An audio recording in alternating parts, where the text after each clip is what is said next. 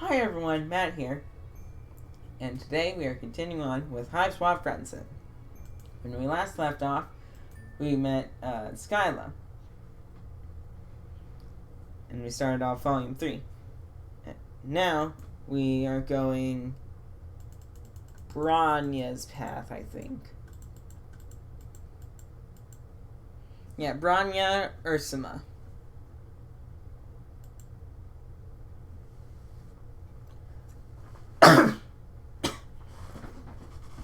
You've been traveling through a cave network for a while now. The rigid stone is a welcome respite from the eerily organic infrastructure you've been encountering, but it is also proving an unwelcome respite from friend-making. Maybe it was too much to hope for that this cavern would be home to another potential new buddy. Maybe leaving the big city behind was a horrible mistake. Just maybe these dark, cold tunnels are completely devoid of... Oh, hang on, there's a bunch of buildings in the distance. Oh, hello. I thought you were one of my girls, but you don't look like a J-Blood, or anything else, actually. How strange. You convey your usual spiel regarding your circumstances. You are lost and lonely. And your ribs are still broken, you think?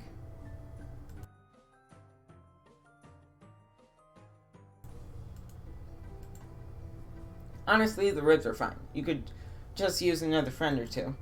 I see. My first responsibility is to my Jades and the mother grub, so I can't make any promises of friendship just yet. But you do look like you need someone to take care of you. Here in the brewing caverns, we follow a few simple rules. 1. Don't invite drama from up top down below. 2. Protect the mother grub. 3. We have no hierarchy, but do what I say. Let's do everything we can to keep up our current record of dozens of sweeps without any Jades being cold. You're not sure what half of those words mean, but you nod your head. Good, I'll take you to our hive. Follow me. You follow her into her hive, which looks like a school, some kind of dormitory, with multiple rooms and multiple floors. Usually more of my Jades are around. I suppose that everyone is out watching the Imperial drones arrive with the filial pails. Girls, we have a visitor to our caverns. 1. Do not be alarmed by their bizarre appearance. They seem to be harmless and quite weak. 2. Do not give them more injuries than they already have. Our visitor deserves a warm J-Blood welcome. She claps her hands. No one else is around, but you stand to attention and give her the thumbs up to show that you read her loud and clear. You noticed that she called you visitor, not friend, but that's okay. You can do whatever it takes until you upgrade from visitor to friend, or at least charity case. You follow her upstairs and she stops at a big room on the 2nd floor. When you step into it, you have to clap your hand over your mouth to keep from gagging at the revolting sight. There are big, baby-sized larva-looking things all over the floor, squirming around and crying, and inchworming out of kiddie pools of green slime. What the hell? This is our nursery. Most of these wigglers are sick or injured, so we look after them in here until they are well enough to go back out to the caverns and spin their coons. She looked shifty all of a sudden, giving you some side eye like she's sizing you up. You try to look very non-threatening and also 100% trustworthy. We keep this nursery on the down low. It's not against any laws, but it's something of a break with tradition to save any of the grubs instead of just letting them die. To tell you the truth, I'm not sure why we do it. I guess it just feels right to me to take care of them, the same way I take care of my Jades. Nursery, huh? Look around again with this new information. You guess you can sort of see how these regulars look like babies. You can't believe that one of these things could grow up into anything that looks like Bronya, but this is an alien planet, so who knows? She takes you over to a shelf that seems to hold medical supplies. You're not sure what can be done for your broken ribs, but maybe she'll she has some kind of alien technology that can help. But when she starts going through the cabinet, you don't see anything that looks high-tech for the thing that fixed your arm. I guess that most of what we have is stuff for wrigglers, and I'm not familiar enough with your bizarre anatomy to know if it will help. But if you're not completely sure how to do something, it's best to try anyway. 1. Even if you fail, everyone else can still learn from your mistake. 2. Maybe you won't fail. You never know. You're not so sure about applying these ethos to your broken ribs, but she looks so determined. It might be rude to say no. Go for it. My ribs are already broken, so where's the harm? Okay, come here. Lift up your shirt so I can get to your injured bellow sack enclosures. Yes, like that. Turn the part that's all bloody and horrifying towards me. She has something that looks like some kind of ointment. It's a shade of bright green similar to the slime beds you see around the nursery. It also seems to be glowing. Seems like there's nothing wrong about applying it to your skin. But despite your optimism, the second Branya rubs some of it on your broken skin, you feel a searing hot pain like you just got doused with poison. You flinch back instinctively. Your momentum carries you so far as you step back, you trip on something behind your feet. Cartwheel your arms, but it's no use. You're going down, you're yelling timber. You feel something soft and squishy break your fall, and you hear a terrible squelching noise and some kind of animal squeal. You have fallen right onto one of the wigglers. You roll off it, but there's no use. It's squished flat, and you're covered in all the fluid that you think might be its blood.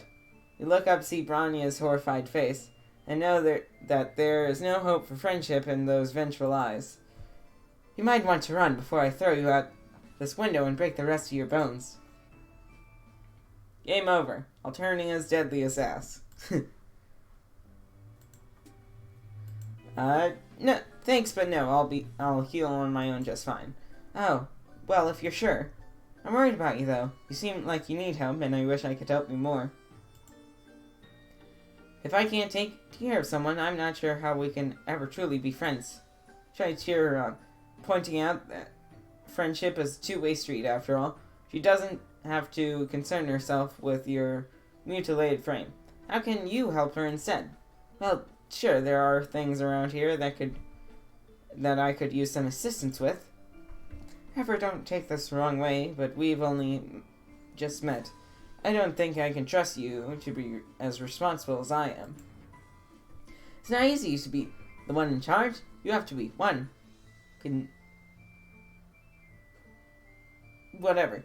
2. Considerate. And 3. Competent. At all times. Conscientious. Conscientious? Words. Try to think of times in your life when you've been conscientious, considerate, and competent. You're drawing a bit of a blank. But hey, new planet, new you. You're sure that you have what it takes. I guess if you want to prove that you can be responsible, I can let you help me out today. It's a good time for a visit to the Mother Gob. You're careful to step around all the little guys on the floor as you head out of the nursery. She takes you back outside. And these caverns are even bigger than you first realize. They're also dark and cold and gloomy. You can't see anywhere that might lead up to the planet's surface. Does she really just live down here all the time? To make some conversation during this cold hike in the damp cave, mention that living underground like this seems kind of depressing. You realize too late that this wasn't very tactful, but she doesn't get angry at your conversational gambit of insulting her home. Oh no, it's very peaceful down here. Well, in comparison to anywhere else. I quite enjoy it. The brooding caverns are a place for life and birth, not death. That's pretty uncommon on Alternia. You're still not sure what she means by brooding caverns, but you guess it has something to do with the wigglers in her nursery. Before you can ask, you reach the top of a ridge and get a new, wider view of the rest of this cavern. It's enormous, probably the size of a small city. All over the cave floor, you see more wigglers crawling everywhere. Cocoons line the cave walls and the larger stalactites, and some young trolls crawling out of them. Walking, flying, and crawling among the wigglers and young trolls are a variety of white monsters, all of all kinds and shapes and sizes. In the center of the cavern, there is... You don't even know how to describe it. It looks like a huge, many-legged queen bug of some kind, with a goat-shaped skull and horns coming out of her head. Her bulbous sphincter ripples as she lays a continuous stream of hundreds of eggs, from which you assume the gray wigglers will hatch. And marching through all this, you see several hulking bipedal creatures, each carrying 2 buckets, either to or away from the mother grub. They look armed, and they move like regimented troops, soldiers of some kind. You are instinctively terrified of them. This is where the magic happens. And by that I mean the continuation of our species. Chasebloods like myself are entrusted with looking after this process, which is, of course, a very special job. 1. The Imperial drones carry filial pails of genetic material to the mother grub for her slurry. 2. She lays eggs that will hatch new grub broods. 3. After the wigglers emerge from their cocoons, the new trolls will go through the trials, and the ones that will make it will be selected by Lucis to help care for them. 4. Together, the young trolls and their Luci go up to the surface together, where trolls will grow up, or get killed, or whatever. Spronia explains troll reproduction to you. One of the Imperial drones veers sharply to the left, and in the process tramples over a few wigglers and young trolls. The drone continues on, but several of the Luci cry out, crowding around their dead or injured charges. One of them, a gigantic beast that resembles a bison, bells and rears up on its hind legs, hitting one of the other Luci with its front hoof. Oh geez, not again. This kind of damage control is a lot of what we had to deal with. Whenever a Lucis goes rogue out of grief or confusion, there is the potential for it to lash out at another Luci, the Wigglers, or the Mother Grub herself. We Jadebloods cannot let this happen. She looked so concerned. She looked so concerned, marked contrast to how confident she seemed before now.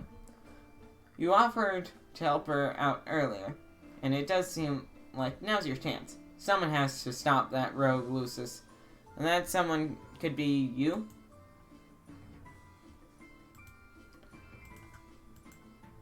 Let's be weenie. You definitely do not like the idea of wading into a monster fight. Not even to save the progenitor of your new friend's species. In fact, you don't like that Bronia is so focused on protecting all these helpless toddlers and distracts animals instead of taking care of you. Stammer out that you don't think you can take on any kind of monster right now. In fact, you just felt another stab of pain in your ribs. You might be blacking out. Barnia's concerned face turns in your direction, and as you start to swim, she catches you before you hit the ground, and your heart flutters. You look up at her serious face like she looks like such a mom, but also such a friend. Like some sort of combination of these two concepts. Yikes, you don't look so good. Can't leave you alone, not when you're in such bad shape. Maybe I could carry you on my back while I try to stop the rampaging Lucis? Your heart flutters, turns to pinpricks of alarm. That sounds dangerous, mainly for you. Try to think of what you can say to dissuade her. Something other than, I think you should ignore the helpless babies and mother in danger, but behind you in favor of continuing to hold me in your strong arms. Before you can speak, you hear a commotion behind her. She turns to look over her shoulder, and her face sags with relief. Yes, the other Jades are here. They should know what to do. We've taken care of crises like this before. Of course, usually I'm there to help. If you crane your neck, you can see just a glimpse a crowd of trolls paroling the rogue Lucis away from the mother grub, while other trolls calm the remaining Luci and swoop up any wrigglers in harm's way. Looks like I needn't have worried. They're more than capable of stepping in while I'm otherwise occupied. I'm so proud. Take this opportunity to compliment her on what a good leader she must be, to have trained the others so well. Super smooth. She beams at you and sets you down carefully on the cavern floor, kneeling at your side. This could have gone quite badly. Glad I didn't make the wrong choice when I stayed to help you instead of rushing off. It just goes to show, sometimes the best thing you can do for the group is take care of the weakest person in it. You can't want to object to being called the weakest person, but you did just fake a fainting spell for attention, so maybe now isn't the best time. Instead, you thank her sincerely for sticking by your side. Two of you watch together as order is gradually restored to the chaos below, and even with your injuries, you feel close to content and quite hopeful about how this relationship is progressing. You notice that at your side, several wigglers are blindly squirming around, confused and crying. There are some young trolls here, too, looking around, all lost and bereft. You're not sure if their Luci ran off with the others that got involved with the fracas, or if these little guys are orphans now. Now that you're seeing them out in natural cavern light, the wigglers look less like magnets to you. In fact, they're even kind of cute. You can see why Bronya would want to take care of them now. You can see why Bronya would want to take care of them. One of the smallest wigglers closest to you has somehow flipped himself over onto his back and seems unable to ride himself, his little legs waving in the air while he cries. Trying to be careful with your ribs, you reach out to scoop him up and cradle him to your chest, rocking him back and forth until his cries quiet down. Wow, you have a very strong nurturing instinct. I think he likes you. You almost look like you could be his Lucis, or Jadeblood. You are pleased that she approves of your caretaking display. The wiggler's cough breaks through your haze of smug satisfaction. When you look down, you realize that he seems to be having trouble breathing. You point this out to Bronya. Good observation. You really are natural at taking care of other creatures, aren't you? Some people find that nurturing ability to be very attractive and a potential friend. But as for the wiggler, this is definitely not a good sign. I'm surprised now that the drones have noticed that he's sick. If we leave him here, he'll be called for sure. Bronya takes the wiggler from you, and you're more than happy to hand him over, considering that you have no idea what to do with a sick baby that's not your species. Also, your broken ribs make holding a baby kind of painful, and Bronya holds the wiggler carefully, but with perfect ease. Just like you hope she'll cradle your new friendship in its infancy. Once Bronya feels assured that her Jades have the situation at the breeding caverns under control, both take the wiggler back to the Jadeblood nursery. You hover around uselessly while Bronya sets up some kind of crib filled with green slime. You're a little concerned when she takes the wiggler and submerges him under slime because, he was already having trouble breathing. Surely drowning in slime won't help. The soaper should help strengthen his bellow sacs and soothe his sorrow shoot. When he gets healthy again, I'll take him back to the cavern and set him free to make his cocoon and pupate. But he's so small, it's unlikely that he'll survive the trials, or be selected by Lucis. It's see Bronya looking sad. You're trying to be sympathetic, mentioning your astute observation that this whole system set up with the wigglers, and the trials and the culling seem pretty brutal. What? Oh no, I would never suggest. This is just the way the world works, and it's fine. It's fine. Trials are how young trolls prove that they're strong enough to survive. It's only right for the weak to be culled. It's the purpose of Jadebloods to ensure the continuation of our species, and consequently, the emo spectrum. 1. We are not revolutionaries. 2. We're meant to do our jobs and keep our heads down, and keep things running smoothly. 3. I would never presume to question the basic tenets of Alternian society that would bring negative attention from the Highbloods, and I just want to keep my Jade safe. Look around at the nursery, and all these injured or underdeveloped wigglers that Bronya was apparently supposed to let die. You think it... blah, blah, blah, blah, blah. You think it might not be true that she doesn't question the way her world works. She's looking at you like she's scared you'll call her out. Call her on it and expose her altruistic tendencies. Try to salvage this conversation.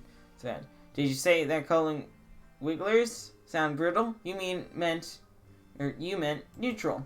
Yes, you feel 100% neutral on this topic, neither committed to the culling side of things nor eager to take up arms in revolution. Yes, neutral is how I feel about it as well. What a good word to describe exactly how I feel about all those controversial political subjects. Did I mention that keeping this nursery isn't technically illegal? Because it isn't, technically.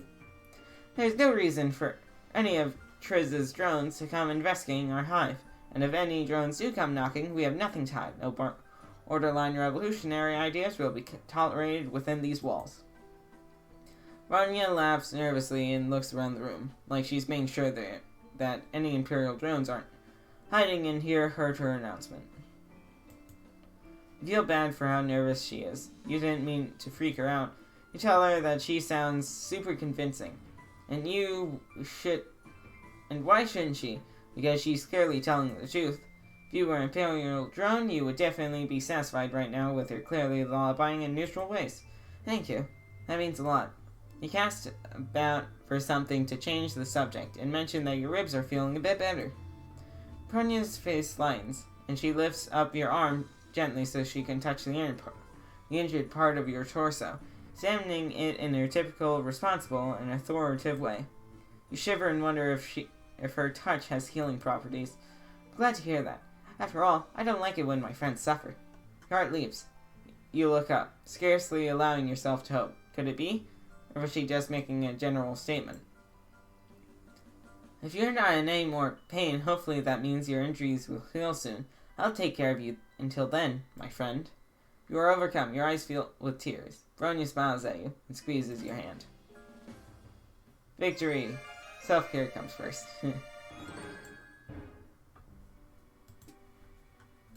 Let's fight the monster. Save the day, you got this.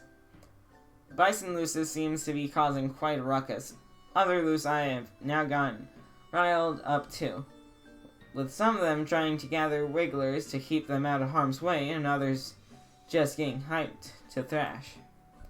It seems like it could turn into a monster stampede, and they're close to the mother grub's big, soft, vulnerable abdomen. Not great. Fighting a monster single-handed seems like a daunting first step in a friendship, but you did tell her you could be responsible. You square your shoulders and tell Bronya that she has nothing to worry about. You're going to stop that, Lucis. Calm down the other Lucii, and check the mother grub, all without breaking a sweat and hopefully without breaking any more bones either. Well there, I was going to suggest that I go after it while you stay here. You seem kind of weak and fragile, even apart from your injuries, I mean. I don't want you to get hurt or worse. I don't want you to get hurt worse. And I'm not sure I trust anyone other than myself to take the lead on this. That wasn't quite the reaction you were hoping for. Normally, you would be all about sitting back and letting her protect you, because, well, protective and responsible is a good look on her. But desperate times call for desperate measures, and you don't know how else you're going to prove yourself worthy to be your friend. You do your best to project an air of confidence, or at least competence. You're sure that this is no sweat for you. You take down the raging bison back on your home planet all the time. You're known for it, actually. Well, if you say that this isn't your first ungulate roping gallop exhibition, I'll believe you. I'll hang back and let you give it a shot. But if it gets too overwhelming in there, I'm right here. 1. Caring for the mother grub is my responsibility as J-Blood. 2. I never abandon a friend to deal with a mess on their own. If we end up being friends, that is. Oh, hell yes, now you have a reason to hope. You approach the rampaging bison with caution. Do all bison have horns like that? Maybe they do. You're no bison expert, but you're pretty sure they don't all have teeth that nasty. Bison on Earth mostly eat grass, don't they? This guy doesn't look like a herbivore. At first you try to calm the Lucis by talking to it, but your soothing words have no effect. In fact, you might have just made it even angrier by suggesting that it pause to take some deep breaths in reaction to its trampled charge. You're not even sure it can understand human speech, come to think of it. You circle around it wishing that you had some kind of lasso or something. Maybe you can herd it away from the mother grub. You look around to see if any of these other Luci look vaguely like Earth shepherd dogs, but no dice. You hesitate too long and the Lucis turns away, and its furious eyes falling on the mother grub. It stamps its hooves, snorts air out of its nostrils, and screams in a way that sounds a lot more hellish than you imagine normal bison are capable of. It's obviously about to charge, and you can only think of one thing to do. Desperation, you leap forward and tackle it football style, doing everything you can with your flimsy human body to drag it on to its side. It half works. You plow into the Lucis and stop it in its tracks, and it topples onto a nest of wigglers, taking you down with it.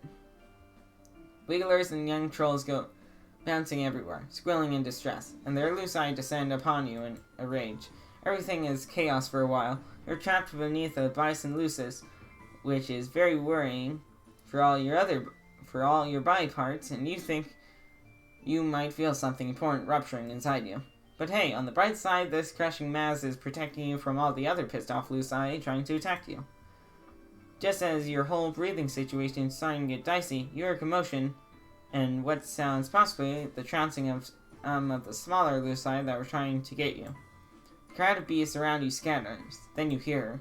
Oof, I'm having a hard time getting this thing off of you. And he's still very angry. He keeps trying to kick me. Where's a bronze blood when you need one? You don't know what that means, but you're very grateful that she is here to help you. You try to communicate this, but it comes out garbled from all the blood in your mouth. Maybe don't try to speak, or move, or help. You experience a sinking feeling that could be related to your diminishing odds of impressing Bronya and becoming your friend, or it could be the compression of all your internal organs. Either way, it's tough to feel optimistic right now. Before you can give in to complete despair, you hear other voices. Your view is blocked by the mass of bison flesh on top of you. It could be, are these other people here to save you? Finally, I was wondering where you all had gone off to. Let's all work together, girls. 1. You grab his horns and keep his head still and keep it from biting anyone. 2. The rest of you, come around with me to its backside so we can push it without getting kicked. You hear some grunting and muttering, and the bison starts making noises that sound more confused and less furious. The pressure and pain on your chest briefly spike in intensity as the thing's weight shifts. And then they must succeed in dragging it off you because suddenly you can breathe again. But the crisis is not over yet. While you're still testing the use of your lungs and blinking up at the cavern ceiling, you hear a new cacophony of enraged monster noises. Oh, the other Luci are still agitated. Get down there and try and calm them down. Protect the mother grub. You try to lift yourself to see what's going on, but putting any weight on your arms makes you feel like maybe all your bones got turned to confetti. Painful confetti. You feel strong hands propping you up gently, and now your head is in Bronya's lap. Try to focus more on how this is a nice place for your head to be and less on the pain. This is not good. I don't know if my jades can reach the stampede in time and the mother grub could get injured. Not to mention all these wigglers in danger. Oh no. Didn't think this situation could get any worse. But now you see that several of the Imperial drones that had been about to leave the cavern are turning back, drawn by all the noise and chaos. But maybe this could be a good thing? Maybe they could can instill some order? Fuck, they're going to kill everyone. She scrambles to her feet, in the process letting her head whack down on the cave floor. Your vision swims, but you can still make out the drones firing indiscriminately at the Lucii, at the Grubs and Wigglers, and at the Jadebloods. One laser beam skims the side of the Mother Grub's massive midsection, and her scream is so loud that the ceiling shakes and a few stalactites shake loose, falling on drones and Lucii and Wigglers alike. It's a total catastrophe. A whole rainbow's worth of troll, Wiggler, and Lucis blood is splattering the cavern walls. Bronya seems paralyzed by the chaos, looking from her Jades to the Mother Grub to the Imperial Wigglers, like she's not sure who'd help first. I can't believe this. This is the worst disaster we've ever had down here. And all because I thought I could sit back and let someone else be responsible for once. If I were a less secure person, I could let this moment plant a seed of self-doubt in my mind about my ability to take care of others and do my job well. Or I could chalk it up to you being really fucking stupid. You shrink under the weight of her glare. She's green in the face from how angry she is. You swallow and manage to spit out enough blood to ask a question that you already know is hopeless. Does this mean you can't be friends? Are you serious right now? I do not make friends with anyone who recklessly endangers the trolls and wigglers under my care. Game over. You killed them all. Dear God. Anyways, that will be all for this time on HiveSwap FriendSim. If you like the video, give it a like. If you like my content, subscribe. And yeah, have a good day and do what you do best.